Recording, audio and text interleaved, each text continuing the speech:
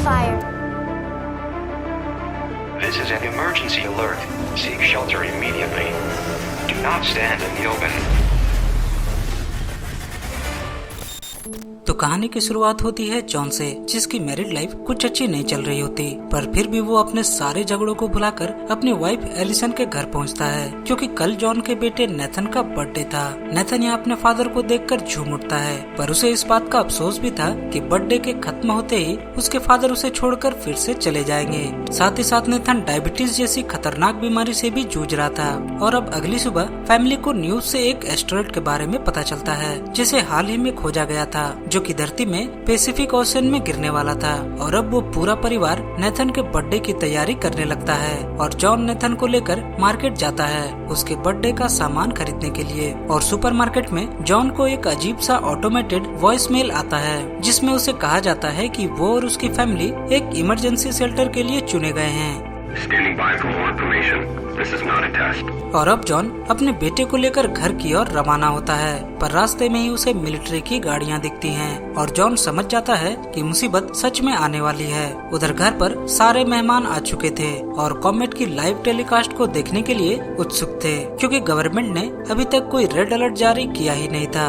और अब वो एस्टेरॉयड पहले से बताई गई जगह पर नहीं गिरती, बल्कि वो एस्टेरॉयड शहर के नजदीक एक दूसरे शहर में गिरती है। और जॉन घबराकर बाहर की ओर दौड़ता है, पर बाहर में उस विस्फोट से पैदा हुई तगड़ी शॉकवेव जॉन से टकराती है। और अब न्यूज में तबाही का मंजर बताया जाता है, जहां हमें पता चलता है कि एक फुटबॉल ग्राउंड के साइज का कॉमेट धरती से टकराया है और उस पूरे शहर को धूल बना चुका है। और जॉन की मुसीबतें और बढ़ जाती हैं जब गवर्नमेंट न्यूज पर जॉन और उसकी फैमिली के लिए लाइव टेलीकास्ट को रोककर उनके लिए मैसेज फ्लैश करने लगते हैं। और जॉन के स्क्रीन पर एक QR कोड भी आता है, जो कि उसके शेल्टर की गेट पास थी। और अब एलिसन सारे कपड़े पैक करती है और बाहर नेथन को एक बहुत ही बड़ा बवंडर दिखता है, जो कि बहुत ही खतरनाक लग रहा था। और अब जॉन फौरन ही कार लेकर निकलता है, पर रास्ते में ही उसे उसके पड़ोसी रोक लेते हैं, ये कहते हुए कि उनके पास इस तरह का कोई भी मैसेज नहीं आया।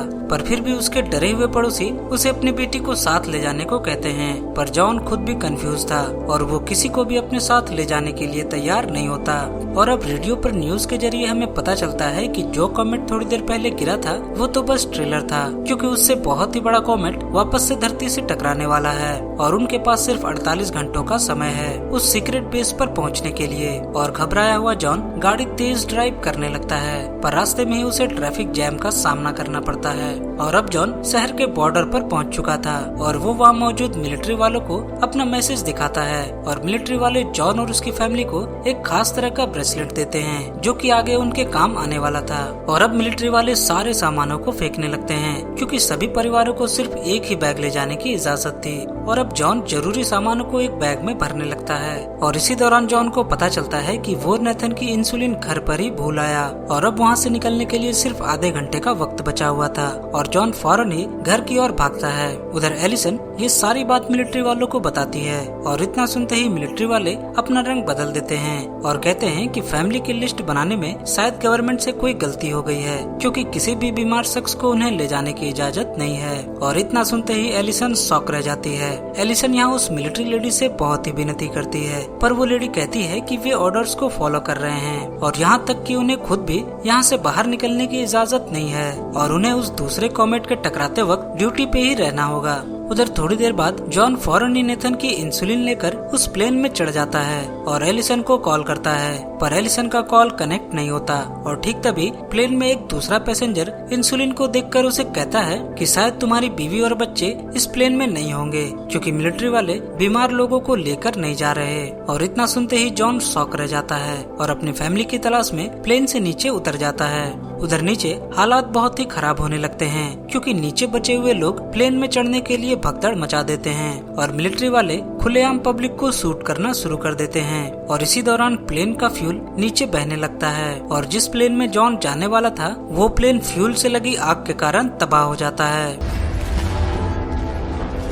इधर दूसरी तरफ एलिसन और नेथन अपनी पार्क की गई कार के पास पहुंचते हैं और जॉन के लिए एक नोट लिखकर वो मेडिसिन स्टोर निकल जाते हैं नेथन की इंसुलिन लेने के लिए। और थोड़ी देर बाद जॉन उस नोट को देखता है और एलिसन को कॉल करता है, पर नेटवर्क ओवरलोड होने के कारण नहीं लगती। उधर एलिसन मेडिकल स्टोर पहुंचती है और इंसुलिन को ढूंढ लेती है, पर तभी वहाँ कुछ लोग उस स्टोर को लूटने के इरादे से आ जाते हैं और वहाँ बिना कुछ सोचे समझे लोगों को मारना शुरू कर देते हैं। और अब एलिसन उनमें से एक शख्स से विनती करती है और वो शख्स मान जाता है और एलिसन अपनी जान बचाकर वहाँ से भागती है। और इसी बीच एलिसन एक फैमिली से मिलती है और उनसे रिक्वेस्ट करने पर वो फैमिली उन दोनों को लिफ्ट देने के लिए तैयार थी। और अब बातों ही बातों में वो दूसरी फैमिली कहती है कि वे लोग नॉर्थ की तरफ जा रहे हैं, एक दूसरे मिलिट्री बेस की ओर, ताकि वहाँ उन्हें पासेस दिखाने की जरूरत नहीं पड़े। उधर जॉन नेटवर्क की तलाश में एक पार्टी में पहुँचता है जहाँ के लोग अपनी मौत को कबूल कर चुके थे। और जॉन एक बार फिर से एलिसन को कॉल करता है और इस बार उसकी कॉल कनेक्ट हो जाती है, पर जॉन की बात ठीक से हो नहीं पाती और कॉल कट जाती है। पर जॉन को इतना पता चल चुका था कि वे लोग नॉर्थ की ओर जा रहे हैं और जॉन एक ट्रक में बैठकर नॉर्थ की ओर निकल जाता है। और ट्रक में मौजूद लोगों से बातें करने पर जॉन को पता चलता है कि वे लोग भी उस दूसरे मिलिट्री बेस की ओर जा रहे हैं। और उनसे जॉन को ये भी पता चलता है कि जो लोग भी चुने गए थे वो किसी न किसी तरह के टेक्निकल हैंड को अपने पास रखते थे, जैसे कि चुने हुए लोगों में से कोई डॉक्टर था या फिर कोई इंजीनियर, ताकि धरती तबाह होने के बाद वे लोग मिलकर होने वाली तबाही को वापस से नॉर्मल कर सके। उधर एलिसन जिस कार में जा रही थी उसके ड्राइवर को पता चलता है कि नेथन बीमार था और उसे लगता है कि नेथन की बीमारी उसे मिलिट्री बेस के अंदर ले जा सकती है। और वो एलिसन को कार के बाहर धकेलकर नेथन को किडनैप कर लेता है। उधर जॉन के हाथ में ब्रेसलेट को देखकर वहाँ मौजूद एक शख्स उससे लड़ बैठता है और उस ब्रेसलेट को पाने की कोशिश में दोनों के बीच लड़ाई होने लगती है और इसी हाथापाई में जॉन के हाथों से उस शख्स की मौत हो जाती है। उधर एलिसन पीछे से आ रही एक कार से लिफ्ट मांगती है और उधर वो दूसरी फैमिली शहर के बॉर्डर पर रूटीन चेक के लिए रुकती है और नेथन वहाँ मिलिट्री वालों को बता देता है कि ये लोग उसे किडनैप करके ले जा रहे थे। और मिलिट्री वाले उस दूसरी फैमिली को पकड़ लेते हैं और नेथन को एक रिफ्यूजी कैंप में डाल देते हैं। और थोड़ी देर बाद एलिसन उस कैंप में पहुँचती है और सारे मिलिट्री वालों से अपने बच्चे के बारे में पूछती है और किसी तरह एलिसन कैंप में अपने बच्चे को ढूंढी लेती है और वे दोनों एक दूसरे को देखकर रोने लगते हैं। और अब अगली सुबह जॉन एक वीरान पड़े घर में घुसता है और न्यूज के जरिए उसे शहर में चल रहे तबाही के बारे में पता चलता है और उसे बहुत ही अफसोस था अपने वाइफ और अपने बच्चे को लेकर। पर थोड़ी देर बाद वो खुद को संभालता है और घर में खड़ी गाड़ी को चुराकर वहाँ से अपने फादर इन लॉ के घर पहुँचता है। और उधर एलिसन भी अपने फादर को कॉल करती है और अब जाकर वे दोनों को एक दूसरे की लोकेशन का पता चलता है। और इतनी तकलीफों के बाद वो फैमिली मिलती है और अब जॉन का सिर्फ एक ही मकसद था, अपने परिवार को नॉर्थ की तरफ ग्रीनलैंड शहर में ले जाना, जहाँ सारे चुने गए लोगों को एक अंडरग्राउंड बंकर में सेफ रखा जाना था।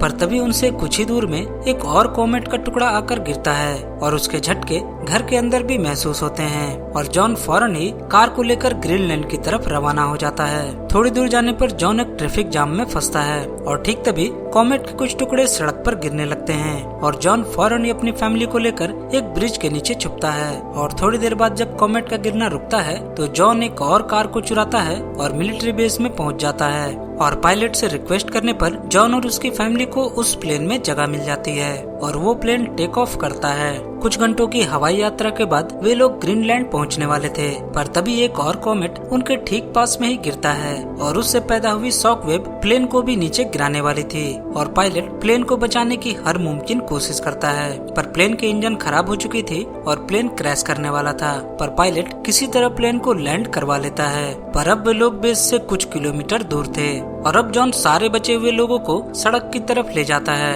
और लकीली सोल्जर्स उन्हें ढूंढ लेते हैं और वे सारे लोग एक सेफ बंकर की ओर लौटते हैं। और ठीक तभी हम देखते हैं कि एक बहुत ही बड़ा एस्टेरॉयड धरती से टकराता है और अब मौत की घड़ी आ चुकी थी और सारे लोग समय रहते उस बंकर के अंदर जाने की कोशिश में थे। और तभी एक बहुत ही बड़ा शॉकवेव बंकर से टकराता है और चारों तरफ बस तबाही ही तबाही थी। और अब इस तबाही को पूरे 10 महीने बीत चुके थे और हमें तबाह हो चुकी धरती को दिखाया जाता है जो कि काली राख से ढकी हुई थी। और अब सारे लोग उस बंकर से बाहर निकलते हैं और तभी एलिसन को एक पक्षी की आवाज सुनाई देती है और हमें पता चलता है कि धरती में अभी भी जीवन पनप रहा था। और अब हमें में धरती को दिखाया जाता है, जिसमें बहुत सारे छोटे और बड़े एस्टेरॉइड तबाही मचा चुके थे और धरती का नक्शा ही बदलने वाला था। और इसी के साथ ये मूवी यहाँ एंड हो जाती है। मैं मिलूंगा आपसे अगली वीडियो में, तब तक के लिए बाय बाय।